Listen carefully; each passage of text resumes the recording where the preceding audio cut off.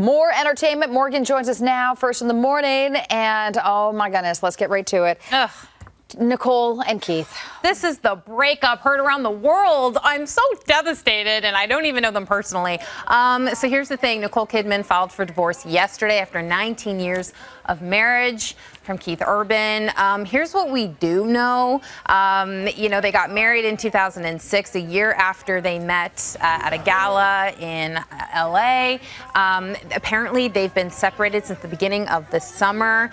They share 2 daughters. They have 2 teenagers, a 17-year-old and a 14-year-old.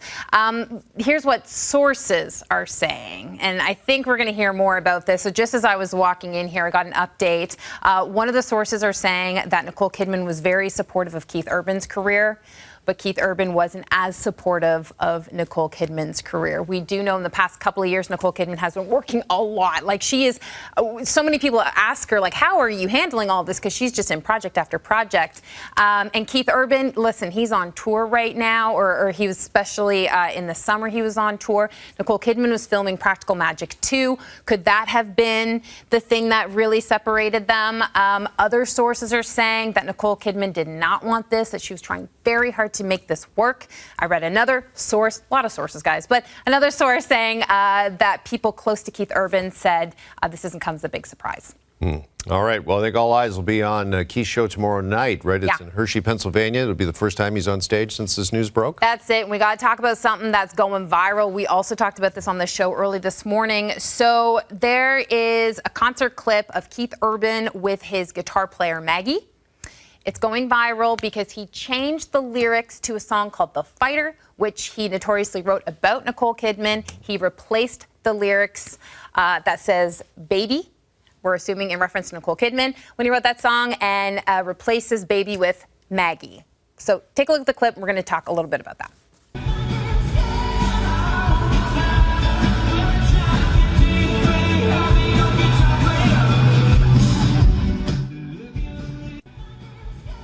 Okay, so here's the thing. We're going to show you the original lyric and then the new lyric. The original was when they're trying to get to you, baby, I'll be the fighter. New lyric, when they're trying to get to you, Maggie, I'll be your guitar player. So Maggie actually posted this clip 4 days ago. This came out before the news of their breakup and then, of course, the news of Nicole Kidman filing for divorce. So comments are flooding. People are like, what does this mean? Doesn't mean anything. What is very peculiar is that if this guitar player, Maggie, had actually posted this before the news came, that's one thing. But if they've been separating since the summer, like, Keith knew. The news is going to come out about this, and people are going to speculate. Unless he was in the moment and just changed the lyrics. Who knows? Like, because he's riffing with Maggie on stage and stuff. But, yeah, you're right. When that happened, what we didn't know was that they were in the middle of a split. Right. And that's one song you may not want to touch since you wrote it. About Nicole.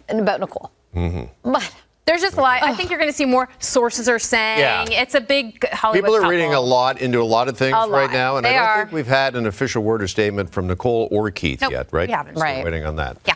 Okay, meantime, late night TV, worlds were colliding last night as Jimmy Kimmel and Stephen Colbert, they actually guested on each other's shows. I think this is so cool, them supporting each other. Look at that. What a moment. And, of course, both late-night hosts have had huge news surrounding their shows. Jimmy Kimmel with his show being suspended for 6 days. And then, of course, Colbert's show has officially been canceled. So they were just talking. And something really interesting, too, Jimmy Kimmel has not spoken on TV about his recent suspension. His show's been obviously greenlit to be back on air.